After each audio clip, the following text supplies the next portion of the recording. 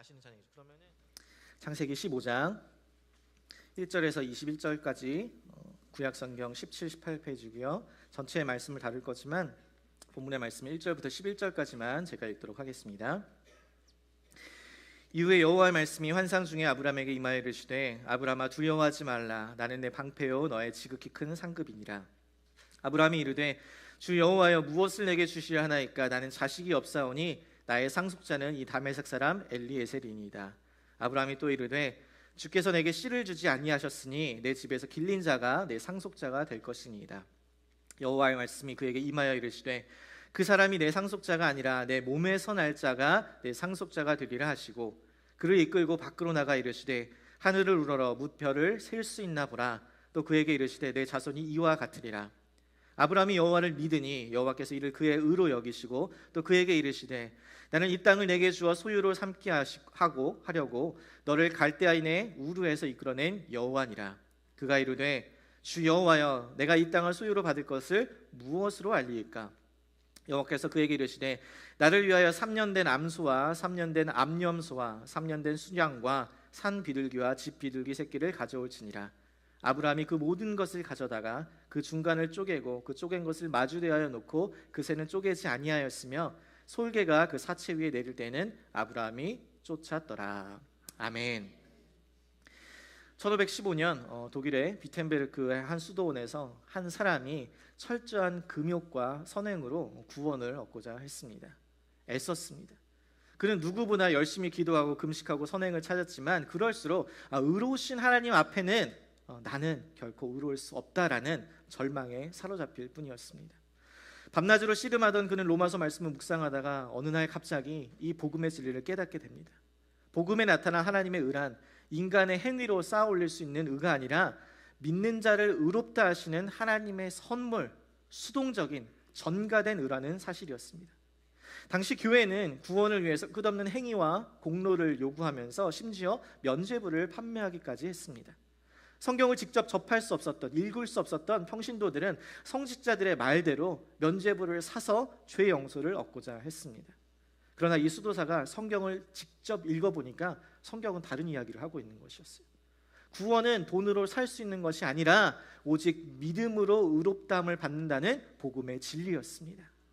이 깨달음은 종교개혁의 신학적 토대가 되었고 결국에는 1517년 비텐베르크 성당 문에 95개 주의 반박문을 붙이며 역사의 흐름을 바꾸었습니다. 이 수도사가 바로 마틴 루터였습니다. 여러분, 루터가 발견한 이 복음의 진리는 새로운 것이 아니라 오늘 우리가 읽은 창세기 15장에 이미 아브라함이 보여주었던 믿음의 원리였습니다. 아브라함이 여호와를 믿으니 여호와께서 이를 의로 여기시고, 행위가 아니라 믿음으로, 인간의 공로가 아니라 하나님의 은혜로 의롭다 하심을 받는다는 이 진리는 창세기부터 오늘날 우리에게 이르기까지 하는 복음의 핵심인 것입니다. 저는 오늘 이 본문의 말씀을 통하여서 하나님의 은혜의 복음을, 예수 그리스도의 십자가의 복음을 누리시는 저희 모두가 되기를 간절히 소망합니다. 오늘 본문의 말씀을 이렇게 시작합니다. 1절에 이후에 여호와의 말씀이 환상 중에 아브람에게 임하여 이르시되 아브라함아 두려워하지 말라. 나는 내 방패여 너의 지극히 큰 상급이니라. 어느 날 하나님이 갑자기 나타나셔서 아브라함에게 말씀하세요. 너는 두려워하지 말라.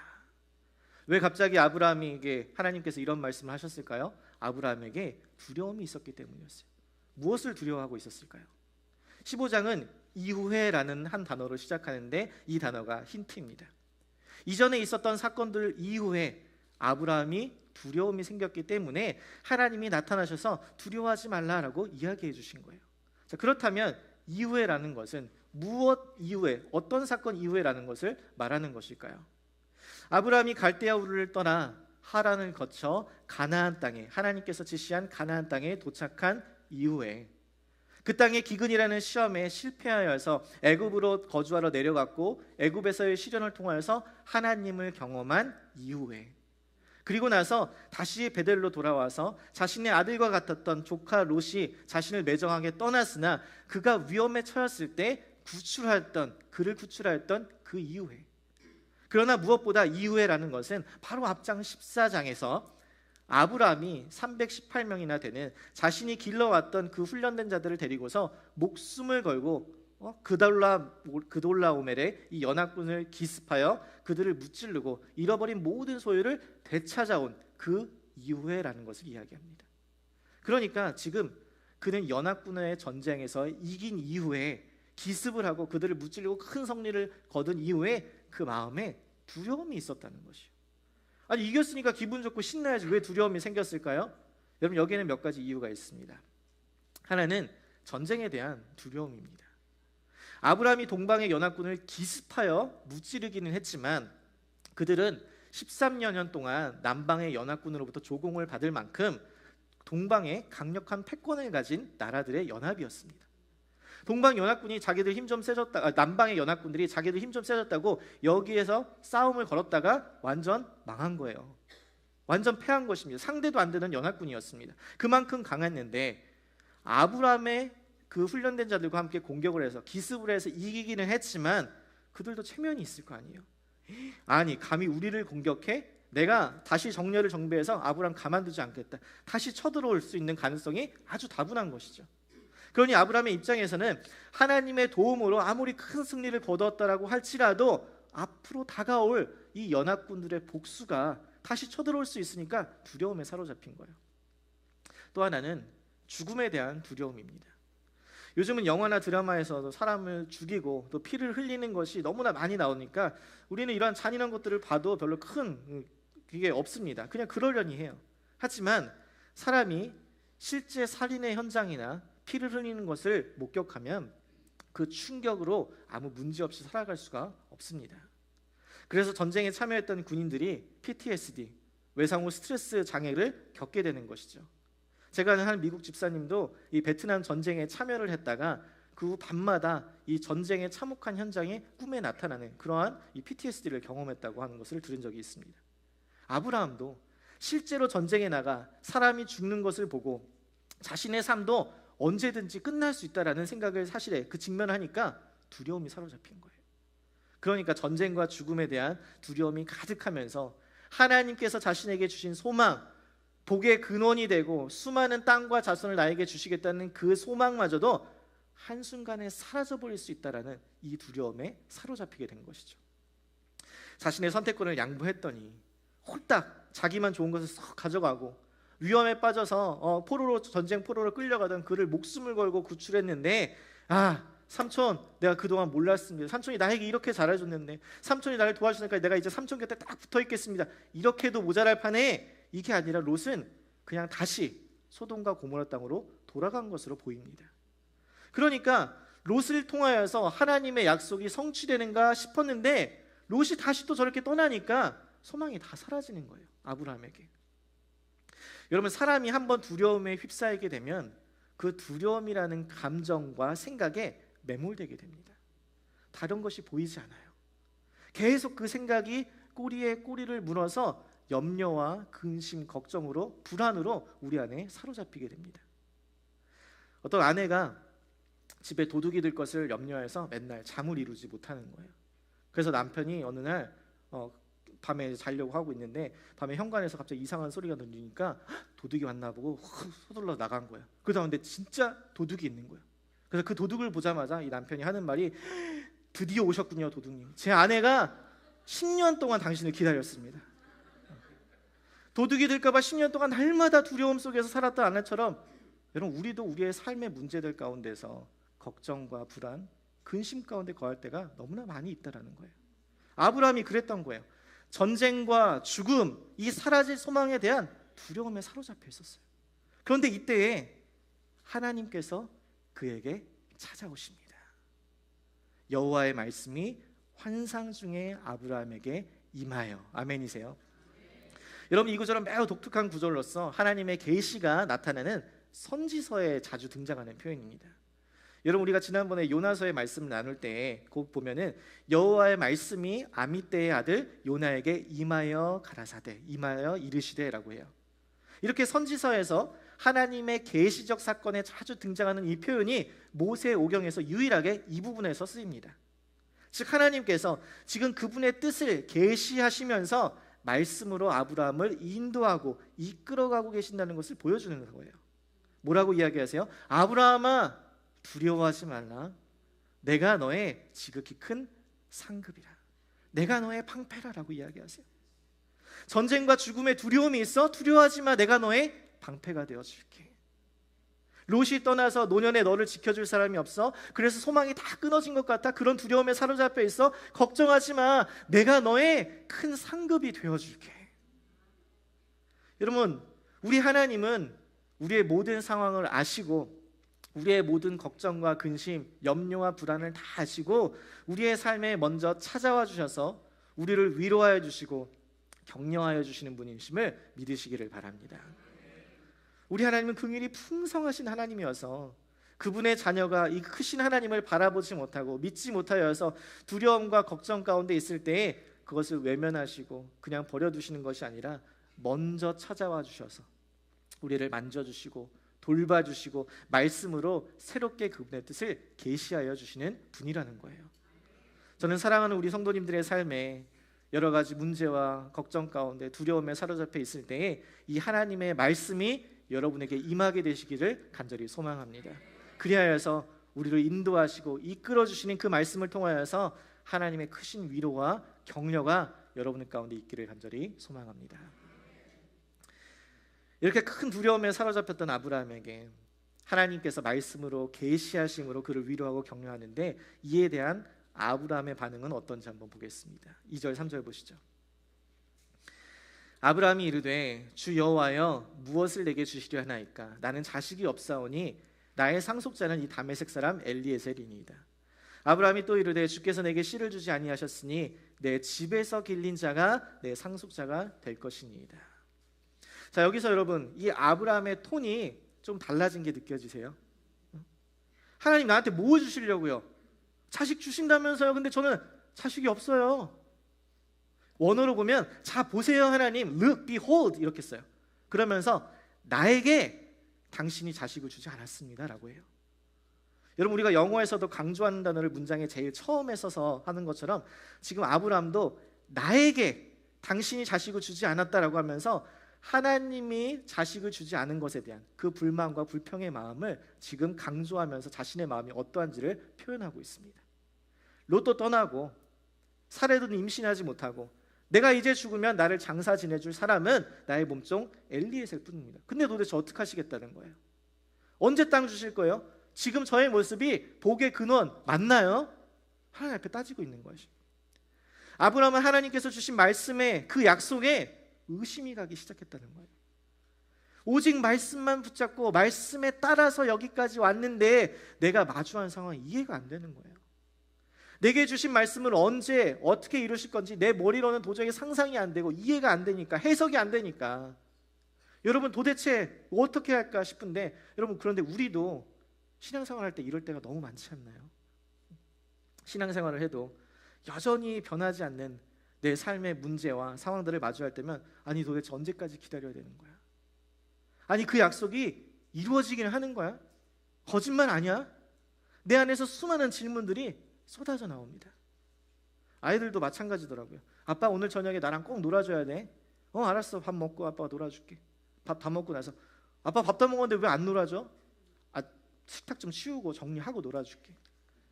아빠 식탁 다 치웠는데 왜 안 놀아줘? 거짓말하는 거 아니야? 기다리라고. 분노 게이지가 상승하면서 아빠가 놀아준다고 했잖아, 말했잖아, 기다려. 몇 번이고 이야기해. 몇 번이고 이야기해도 그것을 믿지 못하고 기다리지 못하고 의심하는 아이에게 왜 믿지 못할까 막 답답해하고 꾸짖기도 하지만, 한편으로는 인간의 부모는 약속을 잊어버릴 수도 있으니까, 원치 않을 수도 있으니까 자녀의 입장에서는 그럴 수도 있겠다 싶은 거예요. 우리 모두 사람들과의 관계에서 내가 지키지 못했든 상대방이 지키지 못했든 여러분 약속을 하고 지키지 못하는 이러한 상황들을 우리는 많이 경험합니다.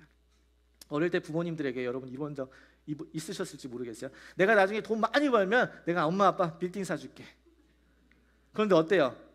우선 돈을 많이 벌지 못하고 많이 벌어도 그 정도는 벌지 못하죠. 그죠?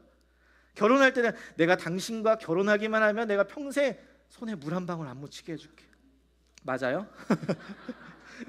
그럴 줄 알고 결혼했는데 맨날 설거지하면서 물에 불어있는 이 주부습진에 걸렸는데 손을 볼 때가 있잖아요. 그죠? 다이어트 하시는 분들 내가 오늘까지만 먹고 내일부터는 진짜 안 먹을 거야 라고 얘기하는데 이게 무슨 얘기예요? 오늘도 먹고 내일도 먹고 계속 먹겠다는 얘기죠. 여러분, 이렇게 사람들과의 관계 속에서 약속을 지키지 못하고 깨어지는 것들을 경험하니까 우리는 하나님도 그럴 것이라고 생각합니다. 하나님 거짓말, 말만 하시고 희망 고문만 시키시고 안 지키시네.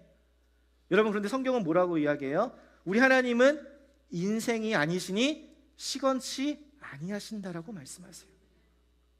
그는 거짓말을 할 수밖에 없는 죄성을 가지고 그 약속을 지킬 수 없는 무능력한 인간 같은 우리가 아니라 말씀으로 세상을 창조하시고 그 말씀으로 세상을 보존하시고 그 말씀으로 세상을 다스리시는, 말씀하신 대로 그대로 이루시고 성취하시는 살아계신 하나님이심을 믿으시기를 바랍니다.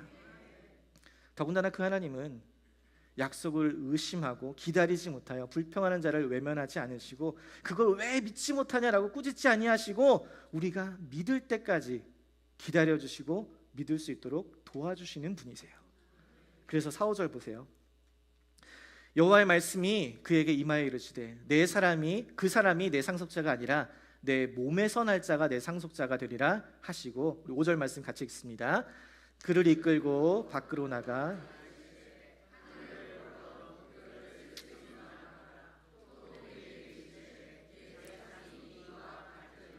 아멘.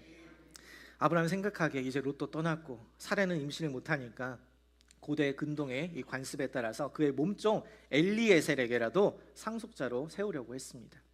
그런데 하나님은 분명하게 말씀하세요. 아니다. 그가 아니다. 네 몸에서 날 자가 상속자다. 그리고서는 하나님께서는 아브라함을 이끌고 밖으로 나가셔서 말씀합니다. 저 하늘을 봐라. 내 자손이 이와 같을 것이다. 여러분, 여기서 우리는 한 가지 중요한 것을 발견할 수 있습니다. 아브라함이 지금 두려움에 사로잡혀서 하나님의 약속을 의심하며 다른 어떤 것들도 보지 못하고 자신의 생각에 이 현재의 상황에만 매몰되어 있을 때 하나님께서 어떻게 하세요? 그런 그를 밖으로 이끌고 나가십니다. 여러분, 우리가 신앙생활하면서 삶을 살아가면서 때때로 어려운 순간을 맞이할 때가 있잖아요. 그러면 그 상황에 그 현실에 매몰되어서 다른 것을 보지 못하고 그 생각에 사로잡히고 그 안에 갇혀서 그 안에서 부족한 판단을 내릴 때가 많습니다. 그때 우리에게 중요한 것은 장소로 옮기는 것이에요. 더 크고 넓은 것을 보는 것입니다. 하나님께서 지금 바로 그 작업을 하시는 거예요. 하나님의 약속을 믿지 못하고 보지 못하는 이 아브라함을 이끌고 밖으로 나가서 보여주시는 거예요. 하늘의 저 수많은 별들을 봐라. 네 자손이 이와 같을 것이다. 우리가 밤에도 우리는 이 도시에서 살다 보니까 밤에도 아주 밝잖아요. 그래서 이 하늘의 별들이 얼마나 많은지 잘 깨닫지 못할 때가 많은데 조금만 도시를 벗어나도 이 깜깜한 시골에 가면 별이 잘 보입니다. 제가 요르단에 갔을 때 이 사막 한가운데 있는 이 베두인 텐트에서 잔 적이 있었는데 그날 밤에 그냥 사막 한가운데서 누워서 하늘을 봤어요. 정말 그 어두컴컴한 밤하늘에 별들이 얼마나 많은지, 그 잠깐 누워있는 그 시간에도 유성이 막 쏟아져 떨어지는 거예요. 그것을 보면서 와, 하나님께서 아브라함에게 이것을 보여주셨겠구나. 이렇게 수많은 별들을 보여주면서 내 자신이 이와 같을 것이다 라고 말씀해 주신 거구나. 그 생각이 드니까 막 가슴이 벅차오르더라고요. 아브라함도 그랬겠죠. 도대체 하나님이 어떻게 나에게 자식을 주시려나? 롯을 양자로 삼아야 되나? 엘리에셀을 내 상속자로 삼아야 하나? 그런 생각으로 생각하고 있는데 하나님이 그냥 데리고 나가서 보여주시는 거예요. 내가 너에게 이와 같이, 이 수많은 별들과 같이 자손을 너에게 줄 거다. 눈에 보이지 않는 약속이었는데 하나님께서 수많은 별들을 보여주시면서 이 시각자료로 PPT로 그냥 프리젠테이션하면서 직접 보여주시는 거예요, 아브라함에게. 그러니까 아브라함이 어떻게 반응했는가? 6절 보세요. 아브라함이 여호와를 믿으니 여호와께서 이를 그의 의로 여기시고. 아멘. 여러분, 여기서부터 중요한 얘기니까 잘 들으셔야 됩니다. 이 구절은 성경에서 처음으로 믿음이란 단어가 쓰여진 곳으로서 예수님의 죽음과 부활 사건을 제외한다면 성경 전체에서 가장 중요한 구절 중에 하나입니다. 이것은 구약과 신약을 잇는 구원론의 핵심 구절로서 바울이 로마서 4장과 갈라디아서 3장에서 바로 이 아브라함의 사건을 인용하며 종교 개혁자들이 주창했던 이 신칭이 믿음으로 말미암아 구원함을 받는다, 의롭다함을 받는다라는 이 개념의 근거가 되는 구절입니다. 자, 그렇다면 여러분에게 질문을 드려볼게요. 여러분, 믿음으로 구원을 얻는다, 여러분 맞는 말일까요? 틀린 말일까요? 교회에서 계속 믿음을 강조하고 성경에서 또 에베소 2장 8절에 보면 믿음으로 말미암아 구원을 받는다라고 했으니까 분명히 맞는 말 같은데 목사님이 또 이렇게 물어보니까 약간 또 아닌 것 같기도 하고 조금 그렇죠? 여러분 신앙생활에 있어서 또한 성경에서 교회에서 우리는 믿음을 강조합니다. 그래서 이해가 되지 않아도 그냥 믿어. 아직 믿음이 없어서 잘 몰라서 그런 거야. 이해가 안 되는 거야. 이렇게 말할 때도 많아요. 일정 부분 맞는 말이기도 하고 또한 그러한 믿음이 우리 가운데 필요할 때도 있습니다. 그런데 이러한 믿음의 강조가 오해를 불러일으키기도 합니다. 믿음을 구원의 조건으로 받아들여서 내가 믿으면, 내가 믿기로 동의하고 결단하면 그러면 내가 구원을 받을 수 있다라는 생각을 가지게 되는 거예요. 이렇게 될 경우 문제가 뭐냐? 구원이 하나님께 달려있는 것이 아니라 나에게 달려있는 것이, 구원이 나의 선택이 되어버리는 것입니다. 내가 아직 믿지 않아서, 내가 선택하지 않아서 구원을 받지 않은 것뿐이지 내가 동의하고 믿으면 언제든지 구원을 받을 수 있는 상태가 되어버린다는 것이에요. 그런데 성경이 구원이 우리의 선택이라고 이야기하나요? 아니죠. 구원은 하나님의 선물이라고 이야기합니다. 그러니까 믿음으로 말미암아 구원을 얻는다는 것은 믿음이 구원의 조건이 된다는 말이 아니에요. 우리가 동의하고 선택하고 결단한다는 그 믿음은 우리가 구원을 결정하여서 얻을 수 있다는 말이 아닙니다. 그렇다면 왜 우리는 믿음으로 구원을 얻었다라고 이야기하는가? 그 믿음은 우리의 의지와 노력으로, 선택과 결정으로 생겨진 것이 아니라 하나님의 은혜와 끝없는 설득의 결과물로서 우리에게 생겨진 믿음이라는 것을 이야기하는 거예요. 이게 무슨 이야기냐? 여기서 여러분 아브라함이 여호와를 믿어서 하나님께서 이를 그의 의로 여기셨다라고 이야기합니다. 성경에서 의는 일반적으로 도덕적으로 윤리적으로 바른 행동을 뜻합니다.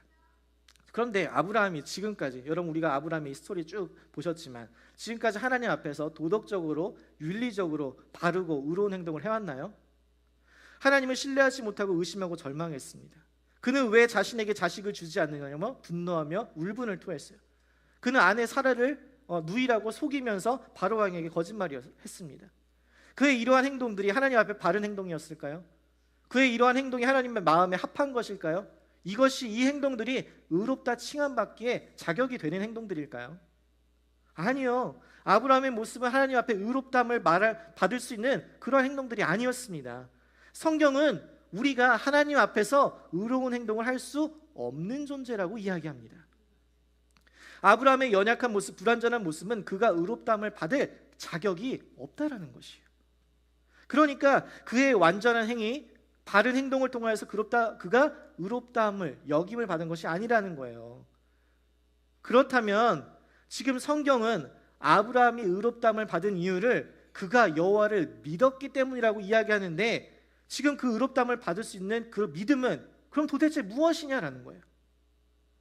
여러분 결론부터 이야기하자면 그것은 하나님의 은혜로, 하나님의 끝없는 기다림과 설득의 결과로, 열매로 맺어진 믿음이라는 것이에요. 성경은 분명히 아브라함이 여호와를 믿었다라고 하는데 제가 왜 이 믿음의 주체를 아브라함이 아니라 하나님이라고 말할 수밖에 없는가? 여러분 만약 이 믿음의 주체가 아브라함이고 아브라함이 그의 의로운 행위로 인하여서 하나님께서 그를 의롭다 여기신 것이라면, 그의 믿음이 의롭다함의 이 구원의 조건이라면, 여러분 지금이 아니라 이전에 갈대아 우르에서 떠날 때 그 말씀을 듣고서 나 다 버리고 본토 친척 아비 집을 떠나서 다 버리고서 그때 출발했을 때, 그때가 진짜 믿음이죠. 그때 진짜 의롭다라고 얘기하셨어야죠. 그게 훨씬 더 옳은 것이죠. 그때는 이방신을 섬기고 있었고 하나님이 누군지도 몰랐습니다. 그 하나님의 음성만 듣고 그 말씀을 따라서 모든 것을 버리고 떠났으니까 사실 믿음은 그때부터 시작되었다고 해야 메이크 센스가 되는 거죠. 그런데 하나님은 그때 아브라함의 행위를 믿음이라고 이야기하지 않으시고 의로움이라고 이야기하지 않으세요. 왜요? 전적으로 하나님이 부르시고 전적으로 하나님이 지금까지 이끌어 오셨으니까. 그래서 그가 기근에 도망하고 애굽에서 실패해도 계속 그를 인도하시고 보호하시고 공급하셔서 하나님이 누구신지, 어떤 일을 행하시는 분이신지 계시하시고 설득하시고 납득시키셔서 마침내 아브라함이 지금 이 15장에서 믿게 된 것이라는 거예요. 그러니까 이 아브라함의 믿음이 자신의 지적인 동의가 아니라 그의 결단과 선택, 노력과 수고가 아니라 전적인 하나님의 은혜요, 선물이요, 설득의 결과물임을 믿으시기를 바랍니다. 그래서 우리가 저는 예수님을 믿습니다 라는 이 자발적인 항복, 이 입술의 고백이 단순한 고백이 될 수가 없는 것이에요. 죄되고 불완전한 한 인생을 향한 하나님의 열심과 열정, 그분의 은혜와 설득의 결과물이 바로 우리의 고백이 되는 것이에요. 우리가 믿습니다. 하나님이 다 이루시고 다 이끌어주시고 지금까지 다 인도하신 다음에 우리가 그분의 역사와 그분의 존재를 조금이나마 이해하여서 우리가 믿습니다라고 이 고백을 할 때에, 그때 그것이 만약 우리가 한 것처럼 칭찬해 주시면서, 구원의 조건인 마냥 칭찬해 주시면서 하나님이 다 하신 것들을 그 믿음으로 취하시고 의롭다 여김을 받게 하신다는 거예요. 저는 저와 여러분의 삶 가운데 끊임없이 일하시는 이 하나님의 열심과 설득이 항복하여서 하나님을 믿게 되시고 의롭다 칭함을 받는 저와 여러분이 되기를 간절히 소망합니다. 그래서 하나님께서는 이 아브라함의 믿음을 보시고 이를 그의 의로 여기셨어요. 그리고 말씀하십니다. 내가 이 땅을 너에게 주어서 소유로 삼게 하겠다. 자손에 대한 약속뿐만 아니라 땅에 대한 약속도 다시 한번 주시는 거예요. 그러자 아브라함이 이야기해요. 무엇으로 할 수 있어요? 내가 믿습니다. 정말 그것이 이루어질 것이라면 그 약속을 할 수 있는 증거를 보여주세요 라는 것입니다. 그러자 9절에서 10절에서 11절에 이렇게 말씀합니다. 여호와께서 그에게 이르시되 나를 위하여 3년 된 암소와 3년 된 암염소와 3년 된 순양과 산 비둘기와 집 비둘기 새끼를 가져올지니라. 10절 말씀 같이 읽습니다. 아브라함이 그 모든 것을 가져다가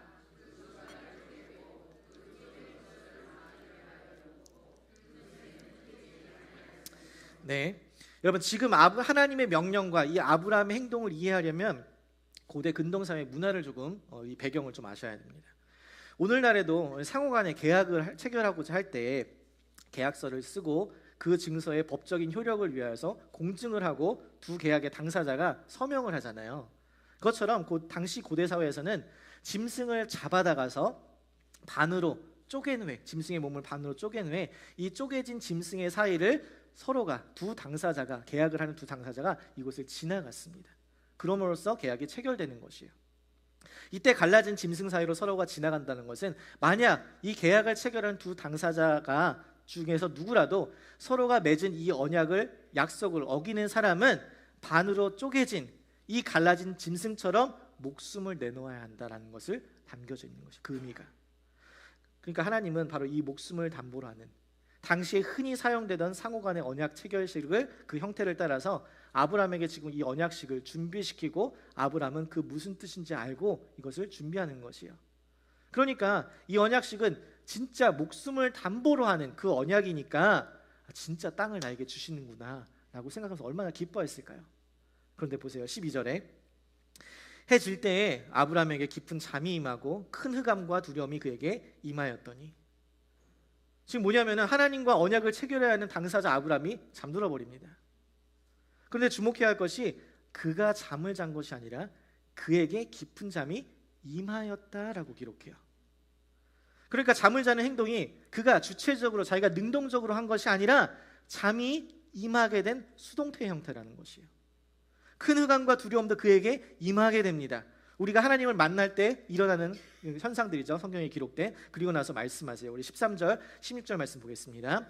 여호와께서 아브라함에게 이르시되 너는 반드시 알라. 내 자손이 이방에서 객이 되어 그들을 섬기겠고 그들을 400년 동안 내 자손을 섬기게 괴롭히리니 그들이 섬기는 나라를 내가 징벌할지며 그 후에 내 자손이 큰 재물을 이끌고 나오리라. 너는 장수하다가 평안히 조상에게로 돌아가 장사될 것이요 내 자손은 4대 만에 이 땅으로 돌아오리니 이는 아모리 족속의 죄악이 아직 가득 차지 아니함이니라 하시더니, 지금 언약의 체결식이 다 끝난 후에 하나님은 환상 중에서 지금 아브라함에게 말씀하시되 그의 자손이 이방 땅에서 400년 동안 종살이를 한 후에 그 다음에 약속의 땅으로 돌아올 것이라고 말씀하시고, 그 이유가 지금 아직 이 가나안 땅의 죄가 가득 차지 않았다라고 이야기합니다. 이 하나님의 구원과 심판의 계획은 나중에 다른 본문에서 다시 다루는 것으로 하고, 여러분은 오늘은 이 말씀 가운데서 하나님께서 아브라함에게 미리 이 이야기를 알려주셨다, 여기까지만 기억하시면 됩니다. 자, 이렇게 환상 중에 말씀하시고 나서 하나님께서 어떻게 하시는가? 오늘 본문의 핵심이에요. 17절 보세요. 17절. 해가 져서 어두울 때에 연기 나는 화로가 보이며 타는 횃불이 쪼갠 고기 사이로 지나더라. 그날에 여호와께서 아브람과 더불어 언약을 세워 이르시되 내가 이 땅을 애굽 강에서부터 그 큰 강 유브라데까지 내 자손에게 주리니. 그리고선 19절부터 21절은 하나님께서 주시겠다고 하는 그 약속의 땅을 열거합니다. 자, 그런데 보세요. 18절에 분명히 하나님께서 아브람과 더불어 약속을 세웠다고 했는데, 여러분 17절에 쪼개어진 고기 사이로 지나간 것은 뭐예요? 불의 형상으로 나타나신 하나님만 지나갔습니다. 맞나요? 아브람은 뭐 하고 있었어요? 깊은 잠에 들어 있었어요. 원래 고대 근동의 언약 체결은 이 쪼개진 이 고기 사이로 쌍방이, 계약을 체결하고자 하는 쌍방이 지나가는 것이었습니다. 그런데 성경의 기록은 지금 아브람은 깊은 잠에 들어 있고 오직 하나님만 갈라진 짐승 사이를 지나가고 있다는 거예요. 그럼 계약이 체결이 안 된 거 아니에요? 한 사람만 지나갔으니까. 그런데 성경은 뭐라 그래요? 하나님이 아브람과 더불어 언약을 세웠다라고 이야기하십니다. 그 말은 아브람 말고 하나님이 혼자 지나가서 이 둘의 약속을 체결하셨다는 것이에요. 이 말이 무엇이냐? 언약에 대한, 이 약속에 대한 아브라함의 순종과 헌신에 상관없이 하나님께서 이 아브라함과의 약속을 반드시 지키겠다라는 것이에요. 여러분, 아브라함은 믿음의 사람이었습니다.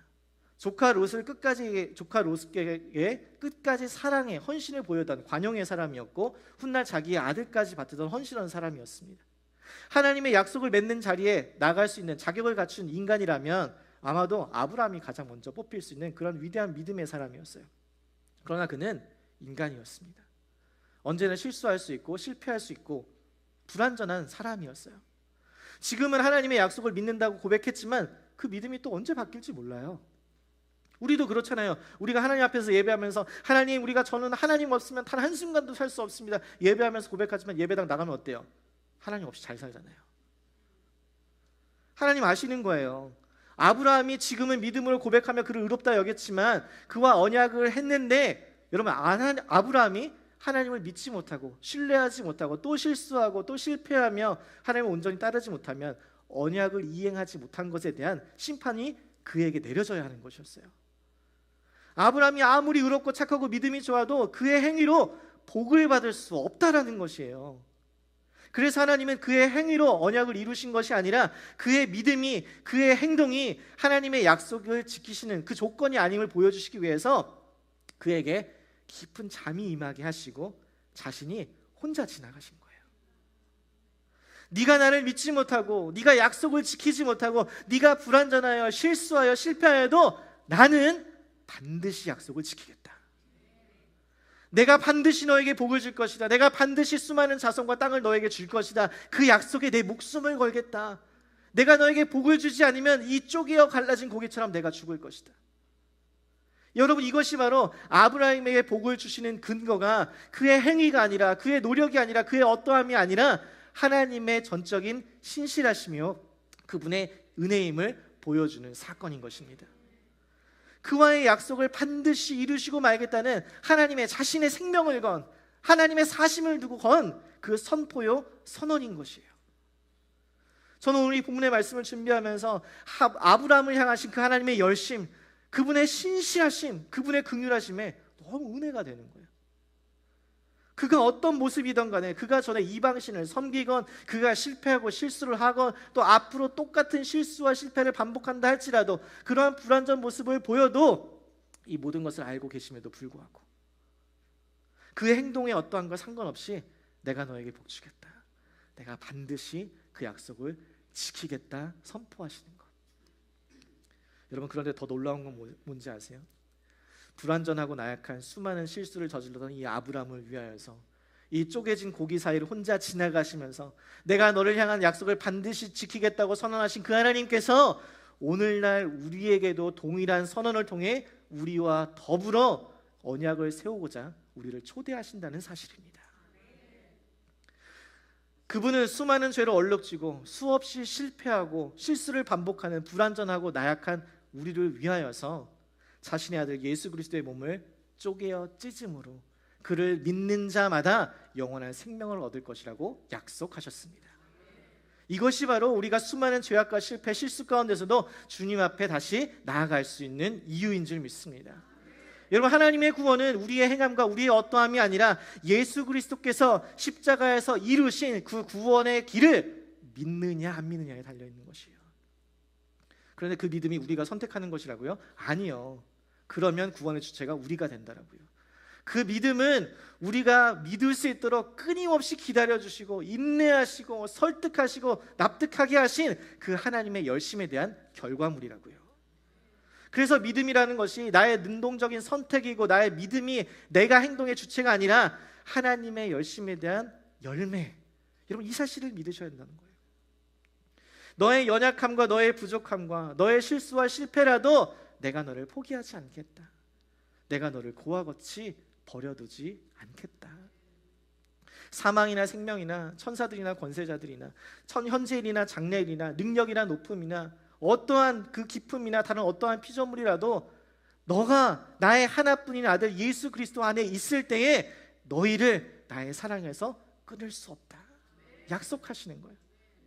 하나님의 풍성하신 긍휼하심과 전적인 은혜로 내가 너를 구원하겠다, 내가 너를 축복하겠다 말씀하시는 거예요. 여러분, 그래서 우리가 하나님 앞에 설 때에, 하나님 앞에 예배할 때에, 나아갈 때에 붙잡을 수 있는 것은 오직 하나, 그분의 신실하시고 그분의 풍성하신 긍휼, 완전하신 사랑이 담겨져 있는 예수 그리스도의 십자가, 그분의 피인 줄 믿습니다.